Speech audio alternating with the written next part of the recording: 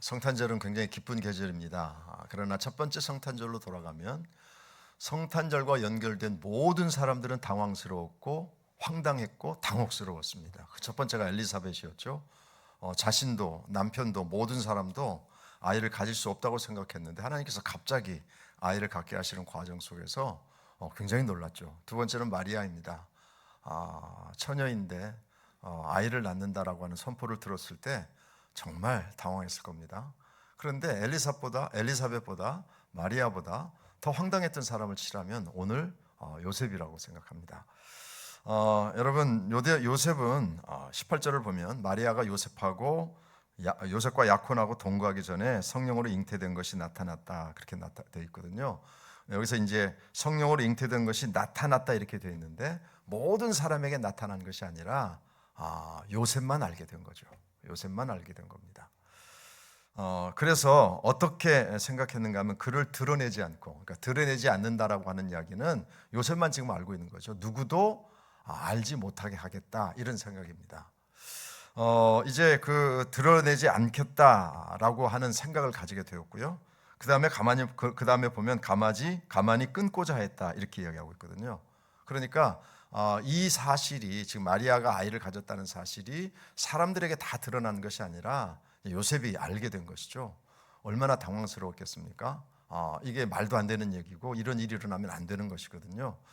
그래서 가만히 끊고자 해서 그를 드러내지 않고, 드러내면 어떤 일을 당하는가 하면 영어 성경에 보면 public disgrace라고 표현하고 있거든요. 나중에 좀 설명을 드리겠습니다만은 공개적인 수치를 당하게 됩니다. 그러니까 지금 이 상황에서 왜 요셉이 가만히 끊고자 했는가 하면, 이게 드러나면 모든 사람들이 알게 되고, 그렇게 되면 마리아는 공개적인 수치를 당하게 됩니다. 퍼블릭 디스그레이스를 당하게 되는 것이죠. 그래서 가만히 끊고자 했습니다. 영어 성경에 보면 divorce quietly 이렇게 되어 있거든요. 조용히 헤어져야 되겠다, 아무에게도 알리지 않고 조용히 헤어져야 되겠다, 이런 고민을 할 정도로 요셉은 굉장히 당혹스러웠던 것입니다. 20절에 보면 이 일을 생각할 때에 라고 말씀하고 있거든요. 무슨 생각을 했을까? 그러니까 지금 어떻게 된 이 스토리가 어떻게 세 타임대를 셋으로 나눠야 되는데, 하나는 마리아가 아이를 가졌다는 사실을 알게 된 때, 그 다음에 생각할 때, 그리고 하나님이 나타나실 때. 똑같은 지금 하나의 장면인 것 같지만 타임이 다르거든요. 알게 된 때, 생각할 때, 주의 사자가 나타날 때. 결론부터 이야기하면 요셉은 마리아를 데리고 왔습니다. 원래 계획은 무엇이었는가 하면 조용한 이별이었습니다. 마리아를 조용히 생각할 때, 이 일을 생각했다고 했을 때 마리아를 데려오려고 하는 생각이 아니라 어떻게 하면 조용히 처리할 수 있을까? 어떻게 하면 조용히 이혼할 수 있을까? 어떻게 하면 이 문제를 조용히 덮을 수 있을까라는 것이 그의 계획이었고 그의 생각이었습니다. 그런데 아까도 말씀드린 결론부터 이야기하면 자기의 생각을 접고 마리아를 데리고 왔던 것이죠. 원래 계획은 조용한 이별이었지만 정반대의 결과가 나타나서 나의 계획을 접고 주님의 계획에 순종했다라는 겁니다. 자, 그렇다면 왜 요셉은 조용히 사람들에게 드러내지 않고 이것을 가만히 끊으려고 했을까? 다시 한번 18절 말씀 보시면 요셉과 약혼하고 동거하기 전에 마리아가 임신한 것이 드러났다 되어 있고요. 약혼을 옛날 성경에는 정혼이라고 표현하지 않았습니까? 결혼을 약속한 사이인 것이죠. 옛날 우리 전통적으로 이야기하면 아직 혼례를 치르지 않았지만 사주 단자가 오고 갔다, 그러면 이미 이제 남편과 아내가 된 것과 마찬가지 아닙니까? 그런 것처럼 지금 요셉과 마리아는 함께 살진 않지만 그리고 이미 결혼한 것과 똑같은 이치라는 것이죠. 그래서 오늘도 요셉을 어떻게 표현하고 있는가 하면 그의 남편, 마리아의 남편이다, 이렇게 표현하고 있는 것이죠. 물론 약혼하고 결혼하기까지 그 당시에 시간적인 차이가 조금 있을 수밖에 없는 상황들이 있었습니다. 가정 형편이라든지 아니면 경제적 형편이라든지 이런 것들 때문에 약혼을 했지만, 정혼을 했지만 아직 함께 살지 않는 그런 일들이 종종 있었습니다. 문제는 동거하기 전이라는 것이죠. 아이를 임신할 수 없다는 것이고, 하면 안 되는 사건이 발생하는 한 겁니다. 그래서 요셉은 가만히 끊으려고 했다.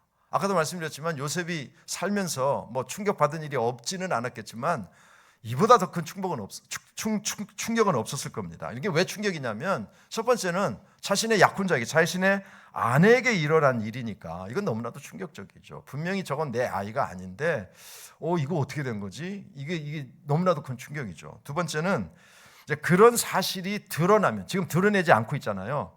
그래서 요셉이 드러내지 않으려고 하는데 만약에 드러나면 어떻게 될까? 드러나면 마리아가 어떻게 될 건지를 요셉은 너무나도 잘 알고 있었기 때문이에요. 만약에 이게 드러나면 마리아는 어떻게 되는가 하면 돌에 맞아 죽어야 하는 것이죠. 신명기 22장에 보면 처녀인 여자가 남자와 약혼한 후에 어떤 남자가 그를 성읍 중에서 만나 동침하면 너희는 그들을 둘 다 성읍 문으로 끌어내고 그들을 돌로 쳐 죽이라. 그러니까 요셉의 아이가 아닌 것은 분명하니까 이게 만약에 드러난다면 뭐 사람들이 성령으로 잉태됐다는 것을 믿을 수나 있겠습니까? 이해해 주겠습니까? 이게 드러난다면 어떻게 될까? 마리아는 돌에 맞아 죽어야 되거든요. 그러니까 이게 너무 당혹스러운 거예요. 하나는 내 아내가 도대체 이해할 수 없이 아이를 가졌다는 것도 당혹스럽고, 이게 드러나면 어쨌든 사랑하는 사람이 돌에 맞아 죽게 되는 거니까 이것 또한 당혹스러운 것이죠. 여러분, 오늘 요셉을 이렇게 표현하지 않습니까? 요셉은 의로운 사람이다. 의로운 사람이다. 의로운 사람이라는 뜻은 율법에 충실한 사람이다라는 뜻입니다. Faithful to the law 이렇게 되어 있거든요. 그러니까 요셉은 의롭게 살았어요. 그 율법을 잘 지키려고 노력했던 사람입니다. 그런데 율법이 뭐예요? 율법이 나의 아내가 다른 남자의 아이를 가지면 율법은 어떻게 처리하라고요? 다시 읽어드릴게요. 처녀인 여자가 남자와 약혼한 후에 어떤 남자가 그를 성읍 중에서 만나 동침하면 너희는 그들을 둘 다 성읍 문으로 끌어내고 그들을 돌로 쳐 죽이라. 이게 율법이란 말이에요. 그러니까 요셉은 이런 율법에 충실한 사람이에요. 그래서 의롭다고 표현한 것이거든요. 그러니까 율법대로 해야 되잖아요. 율법에 충실하게 살아왔으니까. 율법대로 하자니 마리아가 돌에 맞아 죽게 된 것이죠. 그러니까 이게 너무너무나도 당혹스러운 상황입니다. 자, 여러분, 지금 이게요 어떤 상황인가 하면 요셉이 마리아의 생사 여탈권을 쥐고 있는 거예요. 그러니까 요셉이 어떻게 하느냐에 따라서 마리아가 죽을 수도 있고 살 수도 있는 그런 상황인 것이죠. 요셉의 말 한마디, 요셉의 한 번 결정이 마리아에게는 절대적인 영향력을 미치는 그런 상황이라는 겁니다. 그때 요셉은 자신의 입장도 너무 당혹스럽지만 그보다 더 마리아의 입장을 헤아려 주기 시작합니다. 물론 자기가 너무 힘들죠. 그러나 이것을 지고 가는 마리아는 얼마나 더 힘들까. 그래서 내린 결론이 뭐예요? 사람들에게 드러나지 않게 보호해 주자. 사람들에게 드러나지 아니하고, 왜냐하면 드러나는 순간 마리아는 돌에 맞아 죽어야 되니까. 그래서 이 모든 사실을 아무도 알지 못하게 덮어줍니다. 그리고 두 번째, 아까 말씀드린 것처럼 가만히 끊자. 조용히 헤어지자. 요셉에게는 마리아와 그 아기가 도대체 누군지 몰라요. 왜냐하면 지금 잘 아셔야 됩니다. 마리아가 성령으로 잉태된 것이 나타났을 때에 요셉이 이걸 다 이해했던 게 아니고요. 제가 아까 세 가지 타임대가 있다고 그랬잖아요. 이런 결정을 했을 때는 생각하기 전입니다. 그러니까 가만히 끊고자 하여 이 일을 생각할 때니까 지금은 어떤 상황인가 하면 가만히 끊어야 되겠다. 조용히 이별을 해야 되겠다. 이런 생각이거든요. 그러니까 이 모든 사실을 누구도 알지 못하게 덮어주려고 하는 마음이고요.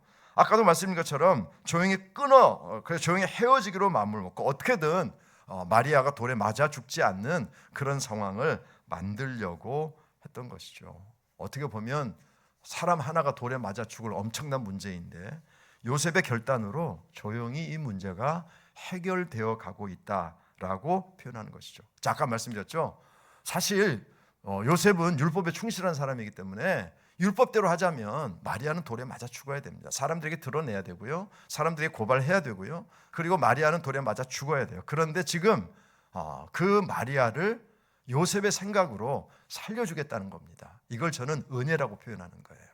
자, 제가 아까 이런 말씀드렸죠.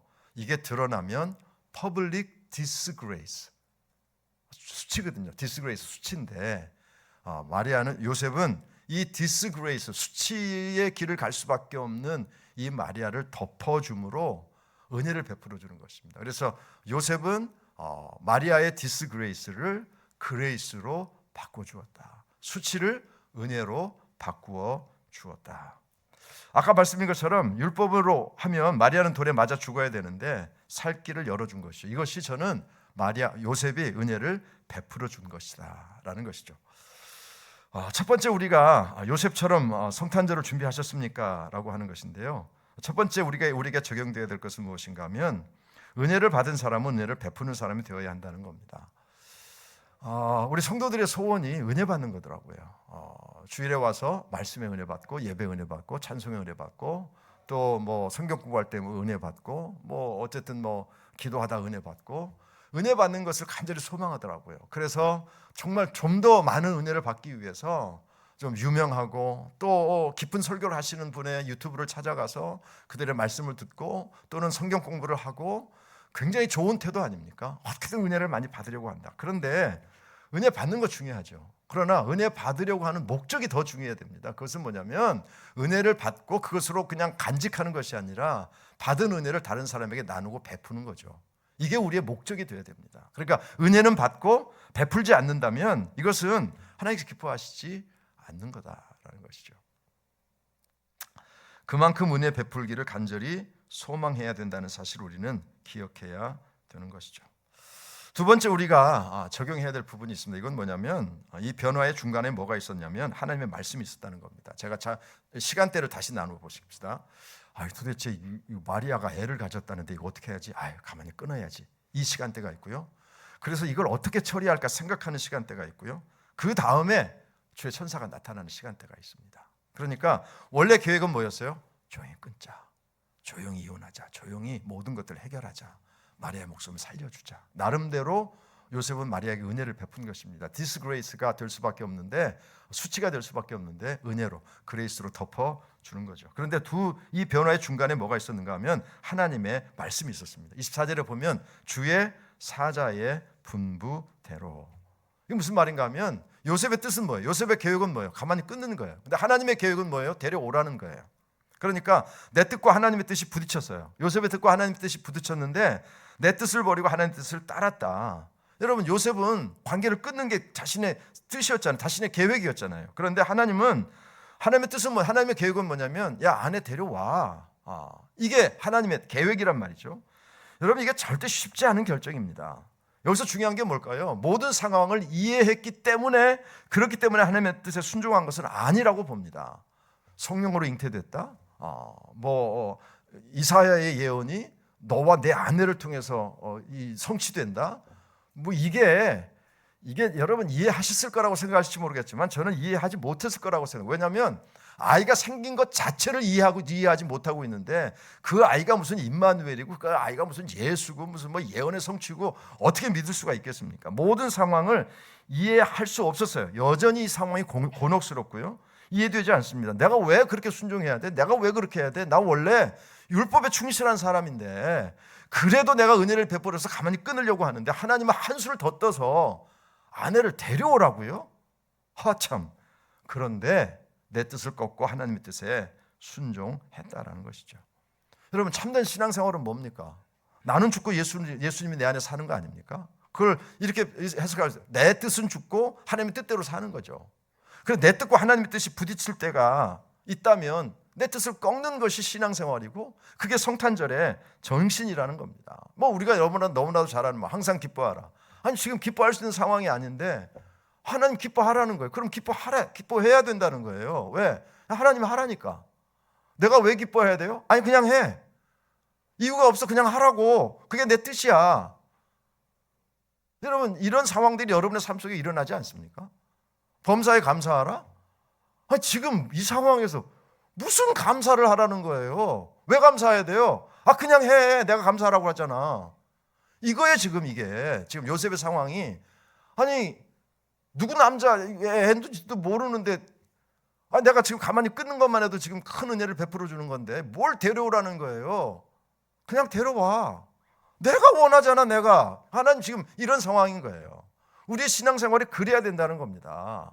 우리가 살다 보면 내 뜻을 자꾸 주장하고 싶고 내 뜻이 더 강해지는 사람들이 있어요. 희한하더라고요. 신앙생활 오래 하면 할수록 고집은 더럽게 세지고 자기 말만 그냥 하게 되고 뭐 누구 얘기 들으려고 하지도 않고, 아니 도대체 신앙을 어디로 아니 뭐라고 표현해야 되나, 어떻게 신앙생활을 했길래 그냥 시간이 가면 갈수록 자기가 너무 강해지고 자기가 너무 드러나고 자기 얘기 안 들어주면 삐치고 시험 들었다 그러고 상처받았다 그러고, 도대체 왜 그러는 거지? 지금 요셉이 그런 상황이라고요.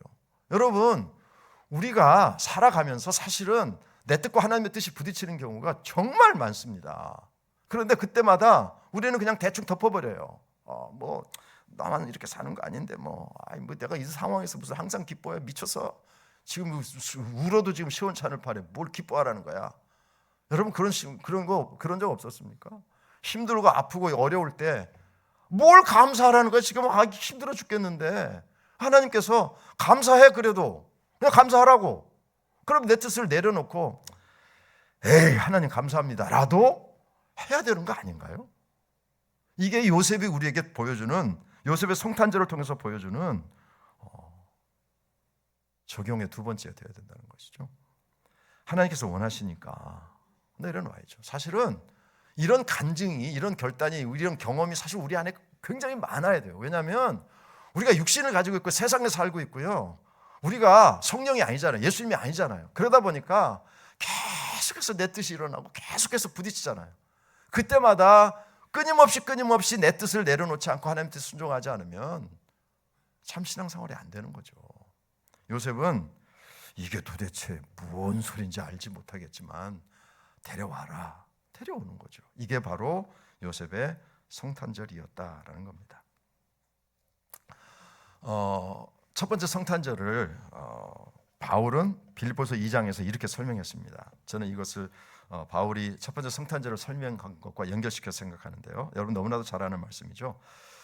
너희 안에 이 마음을 품으라. 그리스도 예수의 마음이니 그는 근본은 하나님의 본체시나 하나님과 동등됨을 취할 것으로 여기지 아니하시고 오히려 자기를 비워 종의 형체를 가지사 사람들과 같이 되셨고, 이게 첫 번째 성탄절이라고 하죠. 사람들과 같이 되셨고 사람의 모양으로 나타나서 자기를 낮추시 죽기까지 복종하셨다. 그러니까 첫 번째 성탄절은요, 복종, 순종 때문에 가능한 거예요. 엘리사벳의 순종, 마리아의 순종, 그 다음에 요셉의 순종, 그리고 예수님의 순종. 이렇게 예수님의 순종하는 모습을 첫 번째 성탄절을 통해서 이 땅에 오셨으니까 이 복종하시는 모습을 봤다면, 깨달았다면 빌립보 성도들에게 이렇게, 그러므로 예수님께서 하나님의 말씀에 순종하고 복종해서 이 땅에 오셨잖아. 그리고 십자가에 죽으셨잖아. 그렇다면 우리는 어떻게 해야 되지? 그러므로 나의 사랑하는 자들아, 너희가 나 있을 뿐만 아니라 더욱 지금 나 없을 때에도 항상 순종하고 복종하여 두렵고 떨림으로 너희 구원을 이루라.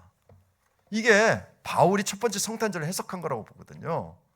인간의 몸을 입고 오셨어요. 그게 순종이랍니다. 그렇게 순종하셨다면 우리 역시 첫 번째 성탄절을 정말 제대로 보내려면 하나님의 말씀에 순종하는 삶을 살아야 된다. 여러분, 그 제자들이 변화된 표식이 나타나요. 그게 뭐냐면 순종입니다. 아시는 대로 베드로를 비롯한 제자들이 인간적인 생각을 가지고 있다가 인간적인 자기들의 뜻과 예수님의 뜻이 부딪히니까 도망가 버려요. 배신하고 도망갔어요. 그러고 나서 하나님께서 예수님께서 다시 회복시키시고, 그리고 성령의 체험한 이후에 그들이 어떤 변화를 일으킵니까? 자꾸 예수를 절하니까 사람들이 데려다가 채찍질도 하고 뭐 공갈 협박도 하고, 니네들 예수 말하지 마. 그래도 계속 말하니까 또다시 공회에 잡혀가거든요. 그때 또 이야기합니다. 예수 이야기하지 말라고. 그랬더니 사도행전 5장 29절을 보면 베드로와 사도들이 대답하여 이르되 사람보다 하나님께 순종하는 것이 마땅하니라. 하나님께 순종하는 게 마땅하다고 바뀐 거예요. 이게 바로 변화의 증거예요. 변화의 증거. 우리 그리스도도 마찬가지입니다. 요셉이 자신의 뜻을 내려놓고 하나님의 뜻을 순종한 것처럼 우리 역시 하나님의 뜻에 순종해야 되는 것이죠. 그것이 바로 성탄절의 가장 중요한 의미라는 겁니다. 여러분, 이 땅에 예수님께서 오셨어요. 제가 오늘 요셉을 통해서 우리가 배울 두 가지는, 첫 번째는 정말 퍼블릭 디스그레이스, 이건 모든 사람들에게 수치가 될 수밖에 없는 것을 덮어주려고 했다. 그래서 마리아의 디스그레이스를 그레이스로 바꿔주었다. 수치를 은혜로 바꿔주었다. 이것이 우리가 배워야 될 첫 번째라면, 두 번째는 순종이죠. 이해되지 않지만 그렇게 하라고 하니까 알겠습니다 라고 순종하는 것, 이것이 바로 우리가 해야 될 일이라는 겁니다. 여러분, 은혜 받은 것을 이제 베풀어야 됩니다. 우리가 이 정도면 신앙생활 오래 한 거 아닙니까? 수십 년 하지 않았습니까? 10여 년 넘게 하지 않았습니까? 어떤 분들은 모태 신앙으로 살아오지 않았습니까? 신앙의 경력이 이 정도가 된다면 이제 은혜 받는 것도 중요하지만 이제는 은혜를 베풀 때입니다. 은혜를 베푸는 게 뭐 대단한 게 아닙니다. 예수님께서는 뭐라고 말씀하셨습니까? 목마른 사람에게 물 한 잔 주는 것, 그게 은혜를 베푸는 거예요.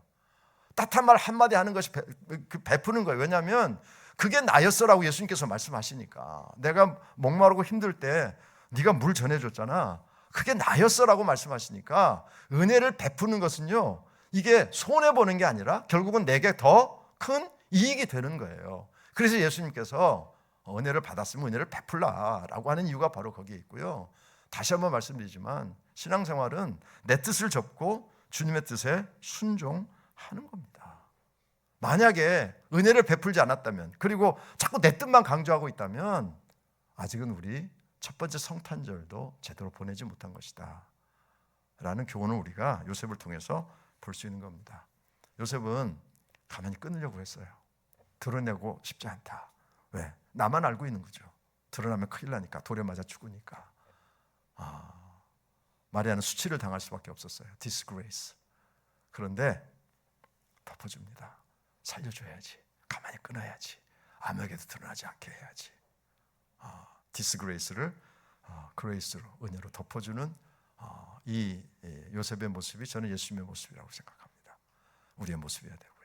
두 번째는 이해되지 않지만 순종했습니다. 내 뜻을 꺾는 거죠. 아까도 말씀드린 것처럼 우리는 수없이 내 뜻을 꺾으며 살지 않으면 안 됩니다. 왜? 우리가 아직도 부족하고 우리에게 욕심도 있고 탐욕도 있고 본성도 있고 분노도 있고 꺾어야 될 게 한두 번이 아닙니다. 그렇기 때문에 요셉이 이해되지 않지만 하나님이 데려오라고 하시면 내가 데려올 거예요 라고 했던 것처럼 이해가 되든 안 되든 상관없이 하나님의 뜻을 구하고 그 뜻을 순종하는, 그래서 진정한 성탄절을 보내는 여러분의 삶이 되시기를 주의 이름으로 축원합니다. 하나님, 요셉의 성탄절 너무나도 당혹스럽고 황당한 그런 상황이었음에도 불구하고 요셉은 마리아에게 은혜를 베풀어 주었습니다. 이 사실이 드러나면 돌에 맞아 죽어야 되는데 요셉은 그를 보호하기 위해 가만히 끊으려고 했습니다. 모든 사람에게 수치를 당할 수밖에 없었던 마리아를 품어줌으로 예수의 어머니가 되는 놀라운 축복, 그 은혜를 요셉은 베풀어 주었습니다. 또한 도저히 이해되지 않는데 내 아내 마리아 데려오기를 무서워하지 말라라고 말씀하시니 순종해서 아내 마리아를 데리고 왔습니다. 아버지, 우리에게도 이런 순종함이 있기를 소원합니다. 베풀게 하시고 순종하게 하셔서 참 성탄절을 보낼 수 있는 우리 모두가 되게 하여 주옵소서. 예수님의 이름으로 기도합나이다. 아멘.